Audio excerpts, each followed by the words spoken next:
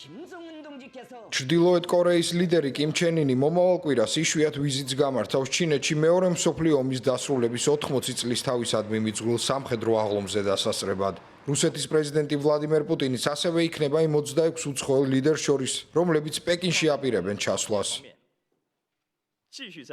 ჩინეთი მზადაა ხელი შეუწყოს ჩრდილოეთ კორეის სახალხო რესპუბლიკასთან ვაჭრობისა და თანამშრომლობის გაძლიერებას, სოციალისტური განვითარებისა და რეგიონული მშვიდობისა და სტაბილურობის ხელშეწყობას, საერთაშორისო სამართლიანობისა და სამართლიანობის დაცვას და ჩინეთსა და ჩრდილოეთ კორეის სახალხო რესპუბლიკას შორის ტრადიციულ მეგობრობაში ახალი თავის დაწერას.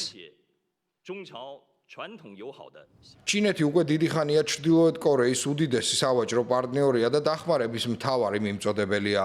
ამასთან კიმ ჩენ ინმა ბოლო დროს შეერთებულ შტატებთან დაპირისპირებულ სხვა ქვეყნებთან, მათ შორის რუსეთთან, ურთიერთობების გაფართოება დაისახა მიზნად. როგორც ცნობილია, ჩრდილოეთ კორეა რუსეთს ცოცხალი ძალით და საბრძოლო მასალით ეხმარება. მიუხედავად იმისა, რომ ამერიკის შეერთებული შტატების პრეზიდენტმა დონალდ ტრამპმა ცოტა ხნის წინ კიმ ჩენ ინთან შეხვედრის ინტერესი გამოხატა, ჩრდილოეთ კორეის ლიდერმა დიპლომატიური ურთიერთობების განახლების შესახებ უარყო როგორც შეერთებული შტატების, ასევე სამხრეთ კორეის მცდელობები.